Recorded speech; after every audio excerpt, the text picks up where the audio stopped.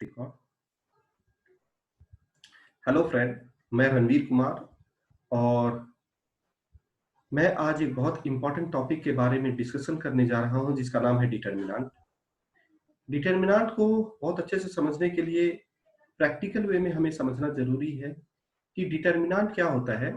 कि determinant is nothing but the arrangement of n objects where number of rows and columns are always equal.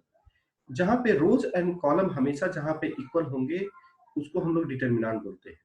तो जैसे मान लीजिए, अगर हम एग्जाम्पल के थ्रू देखना चाहते हैं तो इस चीज से समझ सकते हैं कि अगर हम इनको इस तरह का देख सकते हैं कि ये जो है 1 2 3 रो है, 3 कॉलम है। तो इस तरह से जो अरेंज किया जाता है ऑब्जेक्ट को, उसको हम लोग बोलते हैं डिटर्मिनेंट। अब यहाँ पे हमें ये देखना है कि डिटर्मिनेंट का सिंबल क्या होता है, जो आप नीचे से देख सकते हैं। डिटर्मिनेंट में हमेशा ऑब्जेक्ट्स जो भी होंगे उनको दो लाइन के बीच में रखा जाता है। इस दो लाइन के बीच में इसके सारे एलिमेंट को रखा गया है।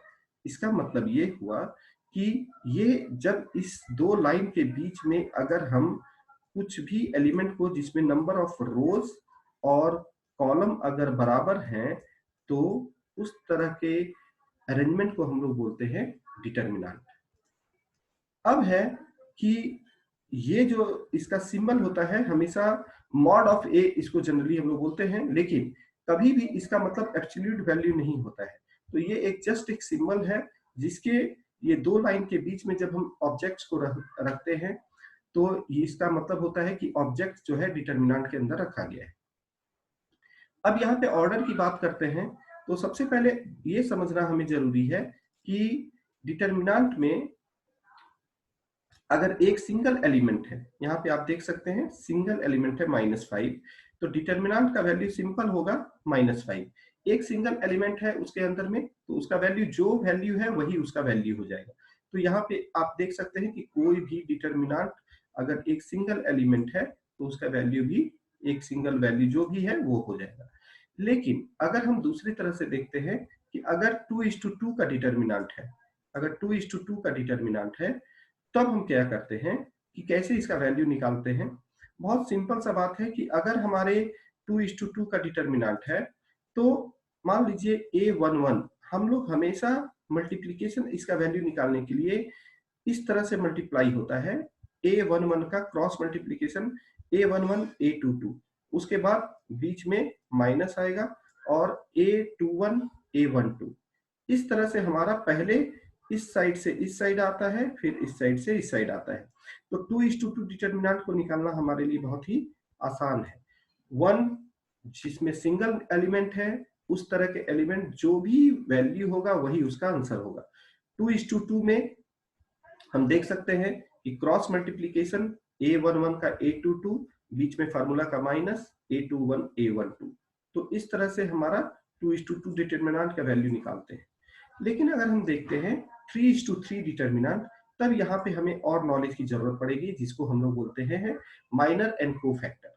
बहुत ही ध्यान से इसको देखने की जरूरत है कि यहाँ पे अगर देखा जाए तो ये डिटर्मिनेंट हमारा 3:3 का ऑर्डर का डिटर्मिनेंट है। A11 A12 A13 A21 A22 A23 A31 A32 A33। तो ये 3:3 का डिटर्मिनेंट है। लेकिन अब हमको इसके वैल्यू को निकालना है। तो डिटर्मिनेंट में एक बहुत ही इंपॉर्टेंट चीज है कि जब हम डिटर्मिनेंट निकालते हैं तो हमेशा ये एक न्यूमेरिकल वैल्यू देगा, हमेशा ये एक न्यूमेरिकल वैल्यू देगा। इस चीज को याद रखना बहुत ज्यादा इंपॉर्टेंट है कि determinant will always gives U A numerical value. तो उसका कैलकुलेशन कैसे होता है, उसका वैल्यू कैसे निकालते हैं, इस चीज को आज हमें बहुत इंपॉर्टेंट है समझना। तो सबसे पहले ये समझना हमें जरूरी है कि इसमें दो टर्म होते हैं, जिस दो टर्म को हमें समझना जरूरी है। एक को बोलते हैं माइनर ऑफ द एलिमेंट और दूसरा है कोफैक्टर ऑफ द एलिमेंट। तो माइनर एंड कोफैक्टर को मैं बहुत अच्छे से तरीके से समझाने की कोशिश करता हूँ। क्या होता है कि माइनर जो होता है, हर एलिमेंट का अपना माइनर होता है। यानी कि अगर हम A11 का माइनर निकालना चाहते हैं तो निकालने का तरीका बहुत ही आसान है। आप उस पार्टिकुलर कॉलम और रो को क्रॉस बनाइए। क्रॉस बनाएंगे तो रेस्ट जो एलिमेंट हो जाएगा ये हमारा A22, अगर हम देखेंगे तो A22, A23, A32, A33, ये A11 का हमारा माइनर हो गया। उसी तरह से अगर हम A21 का माइनर देखना चाहते हैं तो A21 का माइनर बहुत ही आसानी से हम बता सकते हैं कि जैसे हमने यहाँ पे डिस्कस किया पहले कि क्रॉस बनानी है। जब हम क्रॉस बनाएंगे तो A12 का, तो ये हमने क्रॉस बनाया, ये हमने क्रॉस बनाया। जब क्रॉस बनाएंगे तो रेस्ट जो 4 एलिमेंट होंगे ये इसके माइनर होंगे, तो हम लोग उसको डिटरमिनेंट फॉर्मेट में लिख सकते हैं। इसके बाद A21, A23, A31, A33, ये हमारा A12 का माइनर हो गया।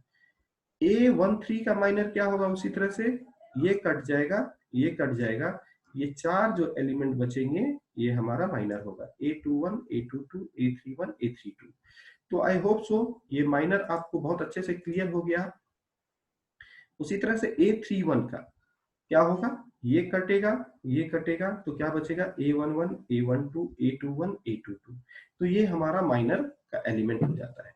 तो माइनर में ये बहुत इंपॉर्टेंट है समझना कि माइनर जो है सिर्फ डिटरमिनेंट का फॉर्मेट जैसे लिखा जाता है, सिर्फ हम उसको लिख देते हैं। तो अगर हम देखते हैं 9 अगर एलिमेंट्स हैं तो टोटल मिलाकर के हमारा 9 माइनस का भी एलिमेंट बनेंगे टोटल। अब क्या होता है, को फैक्टर क्या होता है, तो को फैक्टर को समझने के लिए माइनर और को फैक्टर में बहुत सिंपल सा डिफरेंस ये है कि जो भी को फैक्टर है, को फैक्टर और माइनर में सिर्फ सिंबल होता है, साइन का डिफरेंस होता है। तो इस चीज को समझना जरूरी है। जब हम -1 to the power i plus J लिखते हैं, i प्लस जे, और माइनर ऑफ आई जे, यानी कि माइनर जब हमको निकालने आ गया है तो -1 का पावर i प्लस जे जब लिखेंगे तो उस पार्टिकुलर एलिमेंट का कोफैक्टर निकल जाएगा। यानी कि कोफैक्टर के साथ हमेशा सिंबल प्लस या माइनस आएगा, लेकिन माइनर के साथ सिर्फ अपना एक कैलकुलेशन जो बेसिस पे जो कैलकुलेट होता है वैल्यू वो आएगा। तो minor is nothing but the value, और कोफैक्टर भी वैल्यू है लेकिन उसमें प्लस और माइनस इंडिकेट होता है। तो अब आप यहाँ पे देख सकते हैं कि जैसे 2, 4, जब माइनर ऑफ 1, 2 अगर हमें निकालना है, तो माइनर ऑफ 1, 2 अगर हमें निकालना है तो इस चीज को समझना है, फर्स्ट रो सेकंड कॉलम, यानी कि 6 के लिए हमारा माइनर क्या होगा।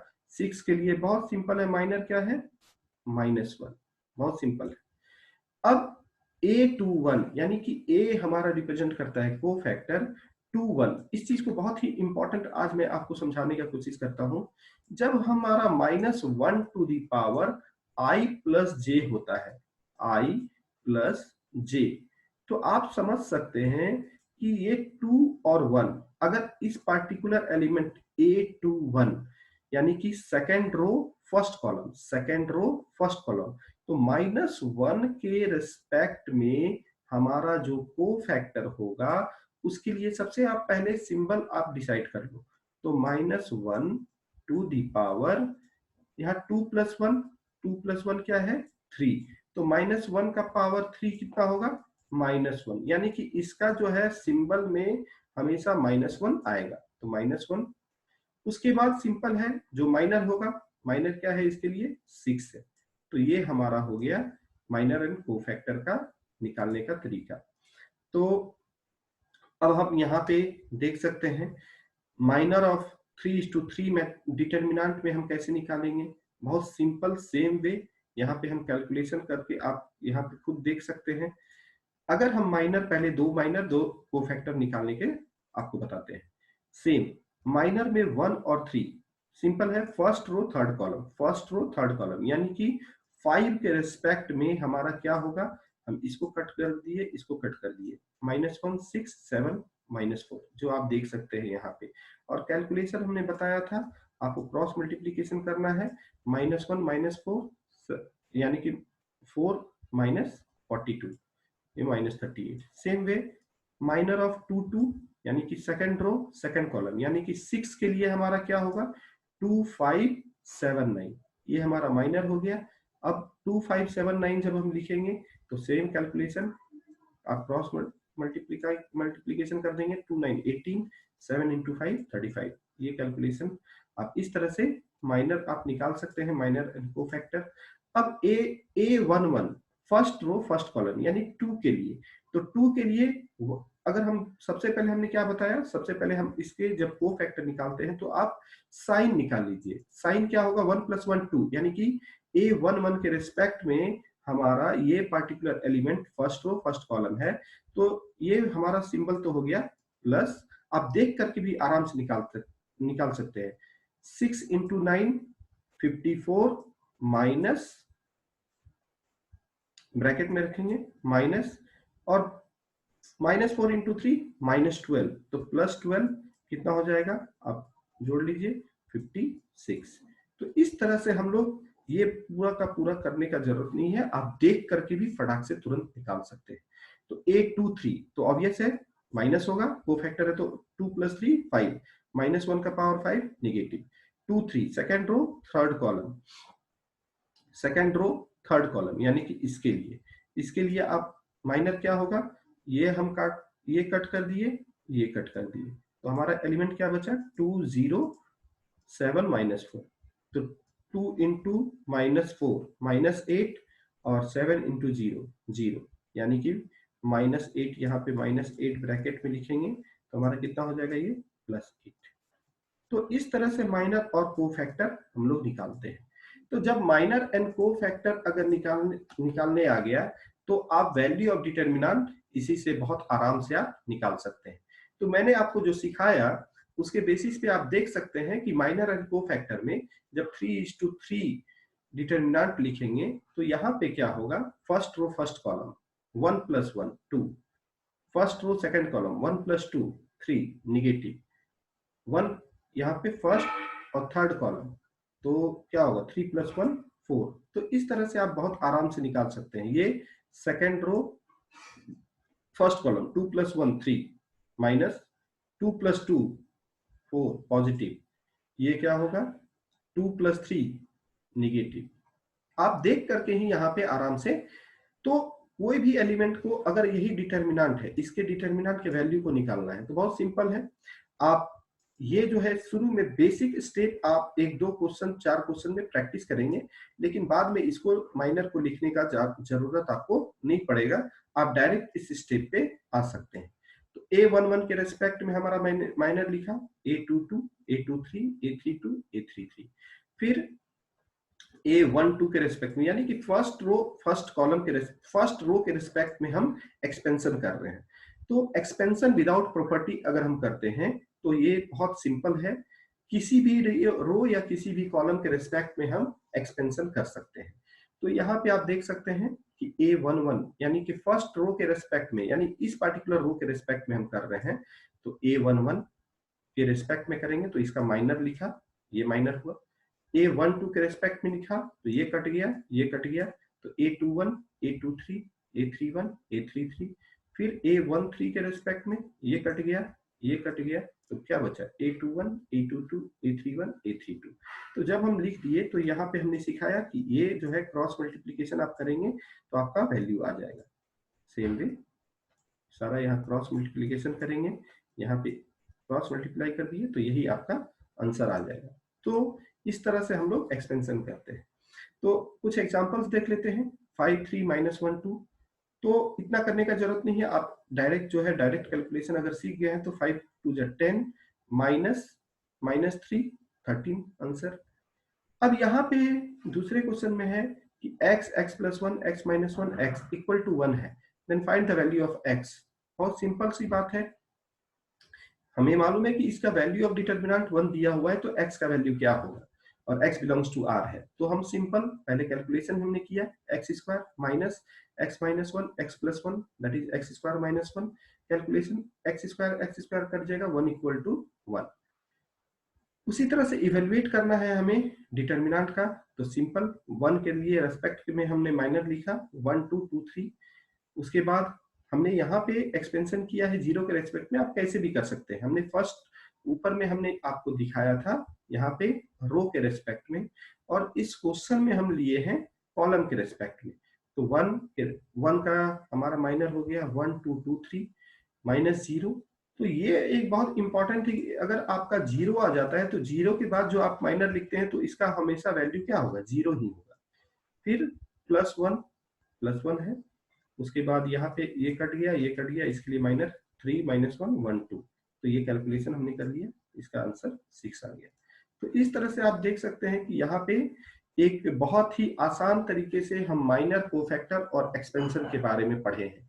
तो सेकंड क्लास में हम ये देखने की कोशिश करेंगे कि आखिर बहुत सारे आगे की चीजें कि हमें कुछ टेक्निक्स और ट्रिक्स हैं, जैसे सारस रूल है, और उसके बाद जब हम आगे पढ़ेंगे तो प्रॉपर्टीज ऑफ डिटर्मिनेंट के बारे में पूरा पढ़ेंगे। 6-7 प्रॉपर्टीज हैं जिसके हम अच्छे से पढ़ करके और उसके बाद पूरा का पूरा क्वेश्चन को सॉल्व करने का कोशिश करेंगे। तो मेरा यही कहना है कि जिनको मैं ऑनलाइन क्लासेस भी ले रहा हूँ, जिनको अगर लगता है कि मुझे क्लासरूम फेस टू फेस पढ़ना है, वो भी पढ़ सकते हैं। साथ-साथ हम इस पे बहुत सारे क्वेश्चन, लगभग हम लोगों का टारगेट है, यहाँ पे बहुत सारे क्वेश्चन चैप्टर खत्म होते हैं और चैप्टर खत्म होकर के हम यहाँ पे बहुत सारे क्वेश्चंस करते हैं जो सीईटी, आईआईटी और सारे एडवांस लेवल के क्वेश्चन होते हैं, उसको भी हम यहाँ पे सॉल्व करने की कोशिश करेंगे। तो इस तरह से अगर मान लीजिए किसी को हमसे डायरेक्ट कॉन्टैक्ट करना है, तो आप हमारे नंबर पे आप डायरेक्ट कॉन्टैक्ट कर सकते हैं 9886295648, और आपको पूरा का पूरा और आगे में नेक्स्ट वीडियो बना करके और मैं डालूंगा। Thank you, thanks.